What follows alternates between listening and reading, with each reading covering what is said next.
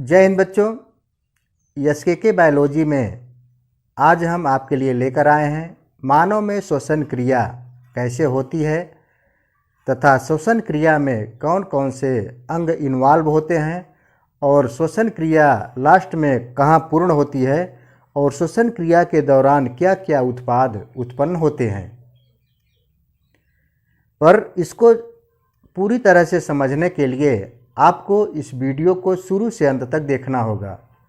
और दूसरी बात है कि अगर आपने अभी तक हमारे चैनल को सब्सक्राइब नहीं किया है तो सब्सक्राइब कर लीजिए और बेल आइकन को भी ऑन कर लीजिए। अभी तक अगर श्वसन क्रिया के बारे में पूछा जाए, अगर आम जन से बात की जाए तो सब लोग यही बताते हैं कि यानी नाक से हवा अंदर जाना और बाहर निकलना, यही श्वसन क्रिया है। लेकिन यहाँ पर एक बात मैं क्लियर कर दूं कि मात्र हवा के अंदर जाना और बाहर निकलना यही श्वसन क्रिया नहीं है। श्वसन क्रिया के लिए कई अंग सम्मिलित रूप से कार्य करते हैं, इसीलिए उन अंगों को श्वसन अंग या श्वसन तंत्र की संज्ञा दी गई है। श्वसन क्रिया को संपूर्ण जानने के लिए सबसे पहले हमें श्वसन की परिभाषा देखनी होगी। श्वसन यानी रिस्पायरेशन क्या है या इसकी परिभाषा क्या है, इस पर हमें थोड़ा सा ध्यान देना होगा, तब जाके हम श्वसन क्रिया पर अच्छे से जानकारी रख पाएंगे। तो श्वसन वह प्रक्रम है जिसमें भोजन के ऑक्सीकरण के लिए वातावरण से ऑक्सीजन शरीर के अंदर ली जाती है और ऊर्जा मुक्त होती है और इस दौरान उत्पन्न कार्बन डाइऑक्साइड को शरीर से बाहर निकाल दिया जाता है।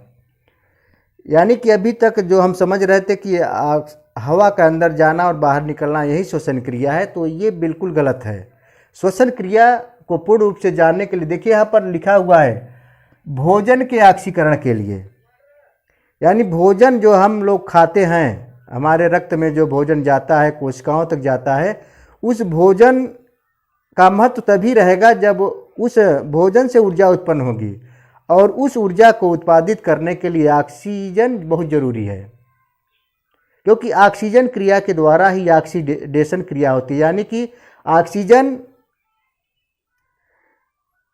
जो भोज्य पदार्थ है यानी ग्लूकोज या कार्बोहाइड्रेट है उसको तोड़ने का कार्य करता है, तो उससे कार्बन डाइऑक्साइड मुक्त होती है और ऊर्जा उत्पन्न होती है। तो इस क्रिया के दौरान जो ऊर्जा उत्पन्न होती है वो हमारे शरीर के कामों में लगती है। अब बात आती है श्वसन तंत्र यानी रिस्पायरेटरी सिस्टम की। तो हमारे शरीर में जो जो अंग श्वसन क्रिया में भाग लेते हैं उन्हें हम श्वसन तंत्र के अंतर्गत रखते हैं। श्वसन तंत्र में देखेंगे तो सबसे पहले नासा छिद्र, यानी जो हमारा ये नाक का जो छिद्र है, ये श्वसन तंत्र का हमारा पहला अंग है। इसी श्वसन छिद्रों के माध्यम से जो है वातावरण की वायु हमारे अंदर प्रवेश करती है। फिर दूसरा है नासा कपाट। ये नासा कपाट यहाँ है, ये नासा कपाट है। इस कपाट के पास एक श्लेष्म झिल्ली होती है, उसमें श्लेष्म निकलता रहता है और उस श्लेष्म का मुख्य कार्य होता है हवा के अंदर जो कण वगैरह पहुँच जाते हैं। वैसे तो ज़्यादातर सूक्ष्म कण जो हैं, बैक्टीरिया, सूक्ष्म कण, धूल के कण जो होते हैं वो नाक में जो मौजूद बाल होते हैं उनमें फंस जाते हैं, लेकिन जो उनके बाद भी अंदर पहुंच जाते हैं तो उस नासा कपाट के अंदर जो श्लेष्मिक झिल्ली होती है उसमें फंस जाते हैं। वहाँ देखेंगे आप एक चिपचिपा तरल पदार्थ निकलता रहता है, उसी में सभी हानिकारक बैक्टीरिया या कह लीजिए धूल के कण वगैरह चिपक जाते हैं। अगर वो सब धूल के कण अंदर जाएंगे तो हमारे फेफड़े के लिए नुकसान पहुंचा सकते हैं, इसलिए श्लेष्म का होना जरूरी है नाक में। अब ग्रसनी, ग्रसनी यहाँ इसके अंदर का होता है ग्रसनी, यानी कि कपाट के आगे जब जाएंगे तो यहाँ पर ग्रसनी देखेंगे ये चीज़। तो यहाँ पर ग्रसनी है और ग्रसनी ये है हमारा नासा छिद्र, नासा छिद्र। यहाँ पर है कपाट, नासा कपाट, और यहाँ पर है ग्रसनी।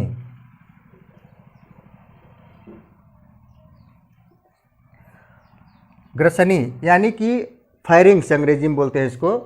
तो फिर यह वायु अंदर प्रवेश करते हुए फिर यहाँ पर है आपका स्वर यंत्र। स्वर यंत्र यहाँ ये, इसको अगर हम दबाएंगे तो हमारी आवाज़ बंद हो जाती है, अगर छोड़ देंगे तो आवाज़ खुलती है, तो इसे बोलते हैं स्वर यंत्र। तो देखिए ये सभी जितने भी चीज़ें हैं ये सब हमारे श्वसन तंत्र के ही भाग हैं। अब फिर स्वर यंत्र के बाद आता है श्वास नली यानी ट्रैकिया। यहाँ पर देख रहे हैं ट्रैकिया है। ये ट्रैकिया उपास्थियों यानी कार्टिलेज के बने होते हैं। कार्टिलेज अस्थियाँ दो प्रकार की होती हैं, आप जानते हैं कि अस्थि और उपास्थि यानी बोन और कार्टिलेज। बोन जो होती है अस्थि वो कठोर होती है, वह मुड़ती नहीं है, अगर मुड़ेगी तो चट से आवाज़ करेगी और टूट जाएगी। और ये है कार्टिलेज यानी उपास्थि। उपास्थियाँ मुलायम लचीली होती है और काफ़ी मजबूत होती हैं, ये चिपक जाएंगी फिर अपने पूर्व अवस्था में आ जाती हैं। तो ये श्वास नली जो होती है हमारी यानी कि ट्रैकिया, ये बनी होती है उपास्थियों की। इसके बाद फिर यहीं ट्रैकिया फेफड़े के पास दो भागों में बंट जाती हैं, उसे श्वास नली बोलते हैं यानी अंग्रेजी में ब्रैंकाई कहा जाता है।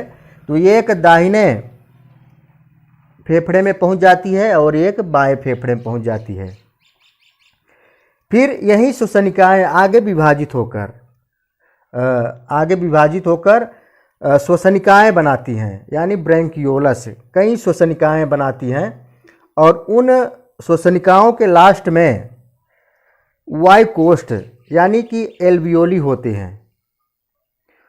उन्हीं एल्वियोली में मधुमक्खी के छत्ते के समान असंख्य कोष्ठ होते हैं, उसी में ऑक्सीजन हमारी जाती है। तो यहाँ पर देखेंगे इस डायग्राम के अनुसार यहाँ से वायु चलकर लास्ट में कहाँ पहुँच रही है, वायु कोष्ठों में, वायु कोष्ठ के अंदर पहुँच रही है। और इन वायु कोष्ठों से जुड़े होते हैं कौन, रक्त नलिकाएँ जुड़ी होती हैं। उन्हीं रक्त नलिकाओं से ये जो है हीमोग्लोबिन के द्वारा ये सोख लिए जाते हैं कौन, ऑक्सीजन के कण। तो इस तरीके से श्वसन क्रिया हमारी यहाँ पर पहुँचते पहुँचते एल्वियोली से रक्त में पहुँच जाती है। यानी कि अब रक्त भी इन्वॉल्व हो गया कहीं ना कहीं श्वसन क्रिया में। फिर रक्त के माध्यम से होते हुए वह ऑक्सीजन पहुँचती है कहाँ, सेल में, और सेल यानी कोशिका में, और कोशिका के माध्यम से पहुँचती है माइटोकॉन्ड्रिया में। तो इस क्रिया को समझने के लिए हमें देखिए गैसों का परिवहन जो होता है यानी कि ऑक्सीजन का फेफड़ों से शरीर से सेल यानी कोशिकाओं तक पहुंचना तथा कार्बन डाइऑक्साइड का फेफड़ों यानी लंग्स तक वापस आने की क्रिया को गैसों का परिवहन कहते हैं। अब देखिए गैस का परिवहन यानी कि हम जो वायु अंदर खींचते हैं उसमें से हमारी जो वायु कोष्ठ हैं वहाँ तक ऑक्सीजन पहुँचकर रक्त नलिकाओं के द्वारा, रक्त सेल्स के द्वारा ऑक्सीजन को ग्रहण कर लिया जाता है। फिर उस ऑक्सीजन को ऑक्सी हीमोग्लोबिन के रूप में बना के पहुंचा दिया जाता है शरीर के जो विभिन्न असंख्य जो कोशिकाएं हैं उन कोशिकाओं के अंदर। यहाँ पर देखेंगे ये ऑक्सीजन जो है, ऑक्सीजन आ रही है यहाँ पर एल्वियोली में और कार्बन डाइऑक्साइड निर्गत हो रही है। तो यहाँ पर इसको हम इस डायग्राम से देखेंगे कि ऑक्सीजन प्लस एचबी का मतलब हीमोग्लोबिन है। हीमोग्लोबिन एक प्रोटीन होती है जिसमें आयरन की प्रचुरता होती है, और ये ऑक्सीजन और एचबी यानी हीमोग्लोबिन मिलकर ऑक्सी हीमोग्लोबिन बनाता है। फिर यहाँ से रक्त में ऑक्सी हीमोग्लोबिन बन के जाएगा और कोशिकाओं में जब पहुँचता है ये ऑक्सी हीमोग्लोबिन, तो वहाँ पर O2 और O2 को छोड़ देता है हीमोग्लोबिन। ऑक्सी हीमोग्लोबिन से O2 अलग हो जाता है और हीमोग्लोबिन अलग हो जाता है। ये कहाँ होता है? सेल में। यह क्रिया कहाँ होती है? सेल में। और जबकि ऑक्सी हीमोग्लोबिन जो बनता है वो होता है ब्लड की जो नलिकाएं होती हैं यहाँ एल्वियोली के पास, उसमें ऑक्सीजन के साथ मिलकर हीमोग्लोबिन ऑक्सी हीमोग्लोबिन बनाता है। फिर उसको जोड़कर वो ले जाता है कहाँ? कोशिकाओं तक। फिर कोशिकाओं में पहुंचाकर वो ऑक्सीजन को मुक्त कर देता है, और मुक्त करने के साथ साथ वहाँ पर कार्बन डाइऑक्साइड को ग्रहण कर फिर से यहाँ पर वो कोष्ठ में, वायु कोष्ठ जो होते हैं, जो कूपिकाएँ होती हैं छोटी छोटी असंख्य, उन कूपिकाओं में कार्बन डाइऑक्साइड को मुक्त कर दिया जाता है। तो वहाँ डायग्राम में देखेंगे O2 अंदर जा रही है और कार्बन डाइऑक्साइड बाहर निकलती है। इस क्रिया को हम दो रूपों में देखते हैं। अगर सांस को लेना, जहाँ तक बात होती है सांस को लेना, तो उसे हम सामान्य भाषा में श्वासोच्छ्वास बोलते हैं, या अंग्रेजी में उसे ब्रीथिंग कहते हैं। तो इस क्रिया में श्वासोच्छ्वास में दो चीज़ें होती हैं। जब हम वायु को अंदर ग्रहण करते हैं, वायु को अंदर ग्रहण करते हैं, तो इस क्रिया को निःश्वसन, इस क्रिया को निःश्वसन बोला जाता है, और अंग्रेजी में इसे बोलते हैं इंस्पायरेशन। और जब हम फेफड़े में मौजूद वायु को बाहर निकालते हैं तो इस क्रिया को निःश्वसन यानी कि एक्सपायरेशन। इसमें यहाँ समझने वाली बात है कि वायु का अंदर जाना ये निःश्वसन यानी इंस्पायरेशन क्रिया है, और वायु का बाहर निकलना ये निःश्वसन यानी एक्सपायरेशन, बाहर होना यानी एक्सपायरेशन क्रिया है। अब देखिए इसमें गैसों का, जो हम वायुमंडल से गैस लेते हैं, वायुमंडल से जो हम खींचते हैं नाक के द्वारा, इसमें कई गैसों का मिश्रण होता है। इसमें देखेंगे कि आप नाइट्रोजन 78% है, ऑक्सीजन 21% होती है।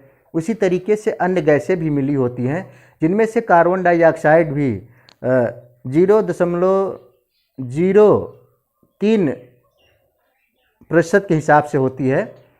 और निःश्वसन में, अब देखिए यहाँ पर जो हम निःश्वसन क्रिया के द्वारा ऑक्सीजन को अंदर ले रहे हैं,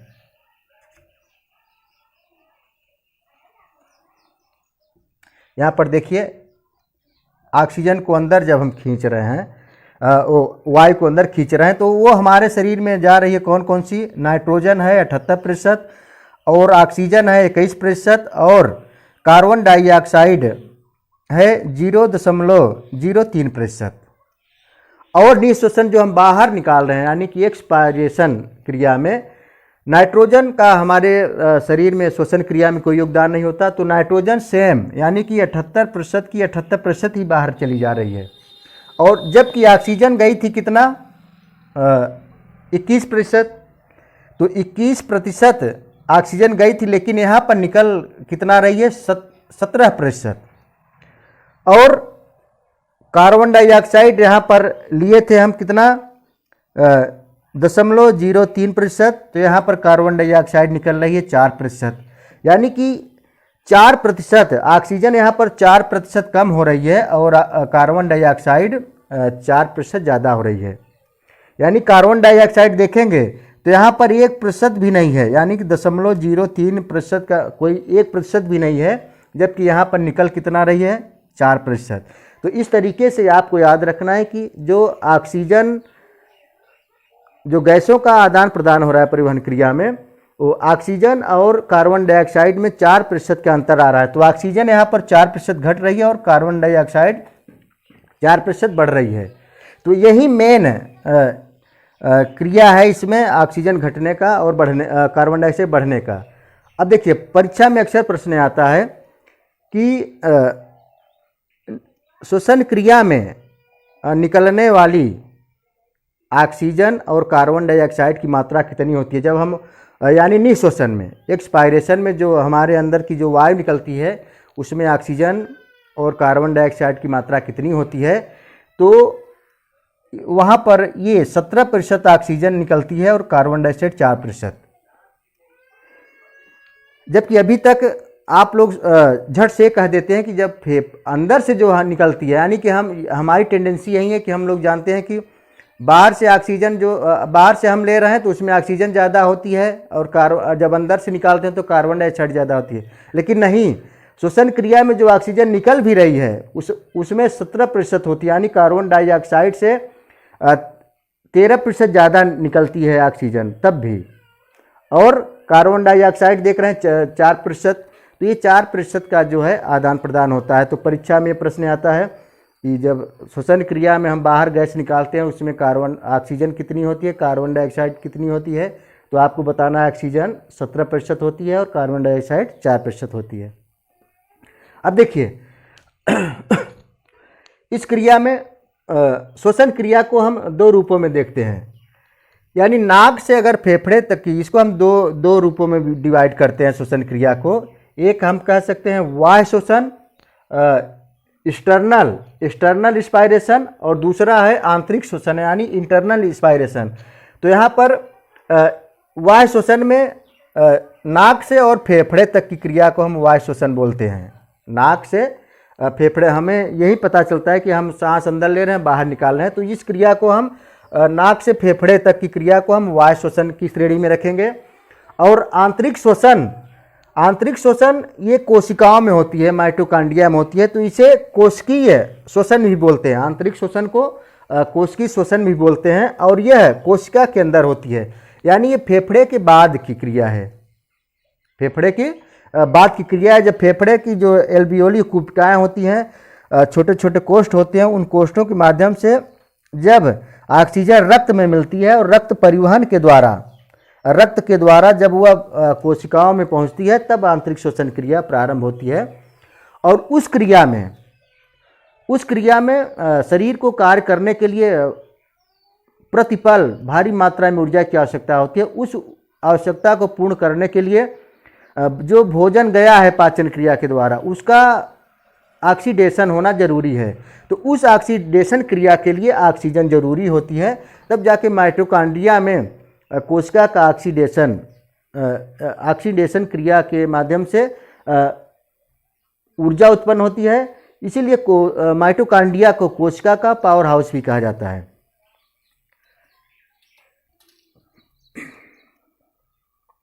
यहाँ पर एक चीज़ और देखेंगे आप, इस समीकरण के माध्यम से, इस पूरी प्रक्रिया को इस समीकरण के माध्यम से आप समझ सकते हैं। यहाँ पर C6H12O6 ये ग्लूकोज का सूत्र है, या इसे कार्बोहाइड्रेट का सूत्र भी कह सकते हैं। यहाँ पर ग्लूकोज और ऑक्सीजन मिलकर मिलने से जो है यहाँ पर जारण क्रिया यानी कि कैटाबोलिक क्रिया हो रही है, यानी टूटने क्रिया हो रही है यहाँ पर। तो यहाँ से देखिए CO2 यानी कार्बन डाइऑक्साइड का निर्माण हो रहा है, प्लस पानी का निर्माण हो रहा है उष्मा के रूप में, और साथ में एनर्जी यानी ऊर्जा का निर्माण हो रहा है। तो ये ऑक्सीडेशन क्रिया का ये समीकरण है। तो इस समीकरण के माध्यम से भी आप इसको अच्छे से समझ सकते हैं। बच्चों, ये मानव में श्वसन क्रिया का वर्णन था। अगर एक कोशिकीय जीवों के बारे में, श्वसन क्रिया के बारे में हमें अध्ययन करेंगे, तो यह बता दें कि ये कोशिकीय जीवों में जो श्वसन क्रिया होती है, ऑक्सीजन का जो गैसों का आदान प्रदान होता है, वो विसरण क्रिया के माध्यम से होता है। जबकि आगे हम देखेंगे आर्थ्रोपोडा के संघ के जो जंतु हैं, जैसे काकरोच है, ततैया है, इत्यादि में जो कीट वर्ग के जो जीव हैं, उनमें खुला रक्त परिसंचरण पाया जाता है। और खुले रक्त परिसंचरण की वजह से वो सीधे ट्रैकिया के माध्यम से, उनमें फेफड़े वगैरह नहीं होते हैं, उनमें वायु सीधे रक्त में मिल जाती है। और मेढक वगैरह हम देखेंगे जो उभयचर के जो प्राणी हैं या जलीय जो जीव हैं, तो जलीय जीवों में श्वसन क्रिया गिल के माध्यम से होती है। यहाँ पर गिल, अंग्रेजी में गिल बोलेंगे, हिंदी में उसे क्लोम कहते हैं या गलफड़ भी कहा जाता है। तो गलफड़ के माध्यम से, जबकि हम लोगों में जो क्रिया है वो फेफड़े के माध्यम से होती है। इसीलिए फेफड़ा हमारा सबसे महत्वपूर्ण अंग है। तो हमें हर हाल में फेफड़े को अपने सुरक्षित रखना है। अगर हम मेढक की बात करें तो मेढक में 3 तरह से श्वसन होता है। मेढक उभयचर होता है, यानी जल और थल दोनों में रहने के लिए अनुकूलित होता है। और सबसे बड़ी बात कि उसका जो बच्चा होता है, लार्वा, या जिसे टैडपोल कहते हैं वो जलीय जीवन व्यतीत करता है। तो टैडपोलों में श्वसन के लिए क्लोम मौजूद होते हैं। इन क्लोमों की वजह से उनमें ऑक्सीजन अंदर जाती है और कार्बन डाइऑक्साइड बाहर निकलती है। लेकिन जब वो थली जीवन बिताता है तो थली जीवन के लिए वो नाक से यानी फेफड़े से श्वसन क्रिया करता है। नाक से हवा अंदर जाती है और फिर फेफड़े में उसकी सारी क्रिया जैसे हम लोगों में संपन्न होता है। और फिर जब वो जल में जाता है, बड़ा यानी कि बड़े होकर फिर जल में जाता है या मिट्टी के अंदर रहता है, तो उस समय वह त्वचा के माध्यम से श्वसन क्रिया करता है।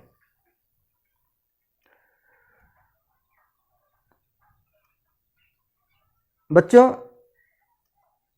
अगले वीडियो में हम आंतरिक श्वसन यानी कि जो कोशिका के अंदर श्वसन क्रिया होती है और उसमें ऊर्जा का उत्पादन कैसे कैसे होता है, इन बातों पर चर्चा करेंगे। तब तक के लिए जय हिंद।